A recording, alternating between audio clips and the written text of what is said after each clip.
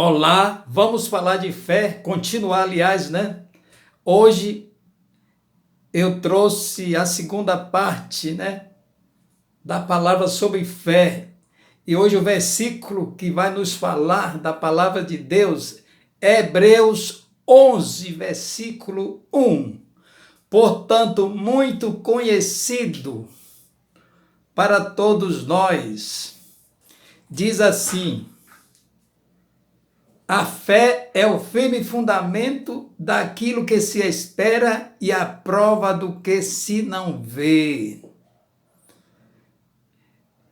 Nós sabemos definir fé, né?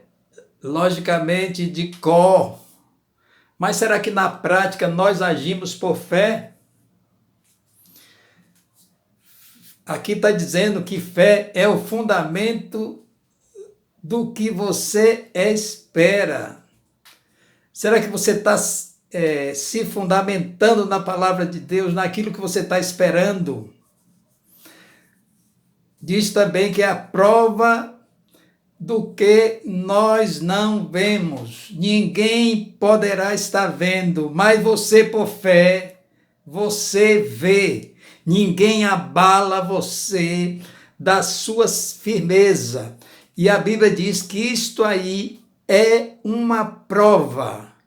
Você tem a prova na sua vida, é a prova da fé.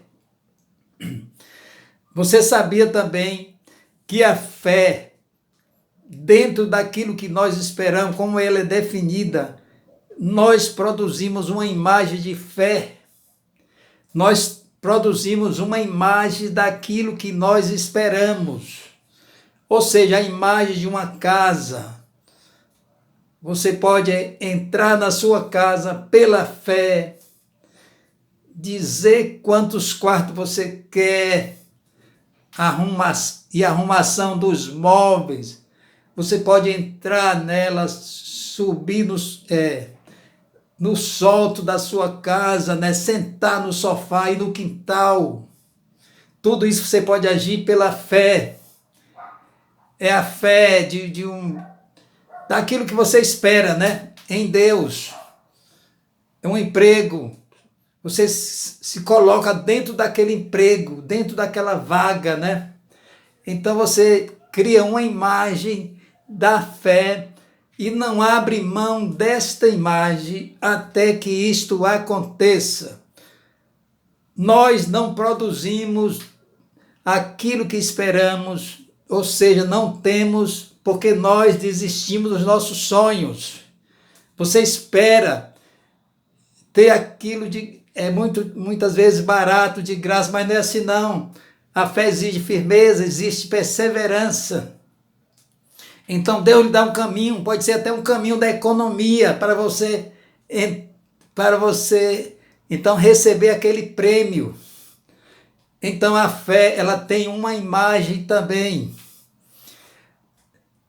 Mas se nós fôssemos definir fé, nós íamos citar teoricamente o versículo de Hebreu e outros versículos, né? Mas será que fé é apenas uma definição teórica? Não, fé é uma revolução por dentro, onde você, naquele momento, você não deixa o espírito de fé passar, porque esse espírito de fé está acontecendo no seu espírito. É por isso que você chama a existência aquilo que você não vê com os seus olhos, mas você crê pela fé. Então, você é uma revolta espiritual, é uma revolta santa dentro de você. Vou dar o exemplo de Sansão, né? A Bíblia diz que o Espírito de Deus possadamente, né, se apoderou de Sansão, e ele estava amarrado naquelas cordas ali grossas. Aquelas cordas se tornaram como um fio de lã. Na passagem seguinte, diz que ele pegou uma queixada de jumento e matou 1000 pessoas. Sansão foi aquele designado, né, no tempo dos juízes para libertar o povo de Israel da mão dos midianitas. E você? Quanta gente você precisa também libertar com a sua fé. Mas você tem que agir por fé que agrada a Deus. Nós vemos aqui o exemplo de Sansão.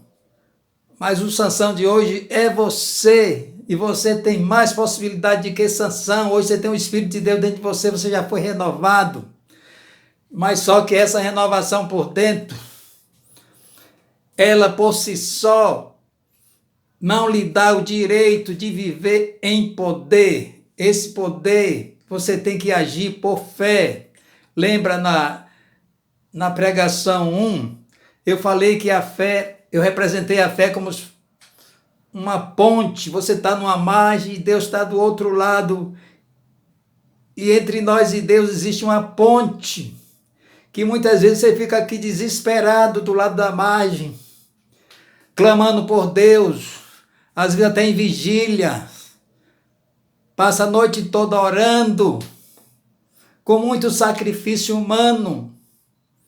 Eu não estou dizendo que isso não serve, serve, é bom, muito bom, Jesus mandou orar e vigiar, e nós temos que fazer isso, mas às vezes agimos isso sem fé, então perdemos uma noite toda, mas não agimos por fé, e você se coloca então do lado daquela margem, clamando por Deus, mas não tem fé, não atravessa a ponte. E essa ponte você tem que atravessar todos os dias. O justo viverá pela fé. Se ele recuar, diz Deus, a minha alma não tem prazer nele. Ou seja, Deus, ele não ouve.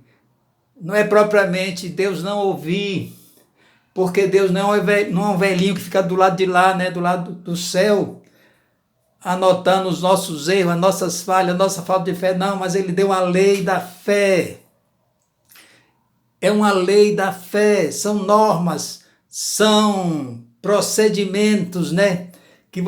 Etapas que você tem que vencer para agradar a Deus. E se você não ultrapassar então essa barreira, você não alcança Deus. Você também, pela fé, você recebe logo, ela não protela. Se você colocar dúvida, né? O se Deus quiser, nem fale isso, porque Deus quer. Está escrito em Efésios 1:3, por favor, creia.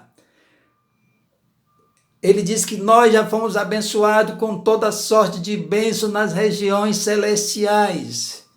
Mas nós só podemos tomar posse daquilo que queremos pela fé. Fé é a única coisa que faz Deus sorrir. A fé derrota o inimigo. Você precisa crer nisso. Você precisa crer mais do que o inimigo. O inimigo crê tanto nisso que lhe persegue, lhe distrai. Porque se você tiver fé, você causa uma destruição das ações do inimigo que está em sua volta. Então não seja distraído por nada, mas haja por fé. Tenha um firme propósito, né? De captar a presença de Deus na meditação da palavra, porque é daí que vem a fé que agrada a Deus. A fé, irmãos, ela não exige nem reputação. Deus não está nem aí para a reputação de ninguém, contanto que se ele tiver fé, ele muda o quadro.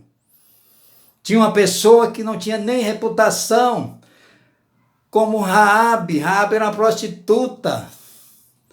Ela tinha casa de prostituição, mas ela viu naqueles vigias que era o emissário de Israel, e ela já ouvia falar da fama de Israel, que foi tirado poderosamente do Egito, e ainda no deserto, que Deus fez grande milagre e maravilha, abrindo o mar vermelho. Então o povo tinha pavor de Israel, e aquela mulher sabia que eles eram homens de Deus.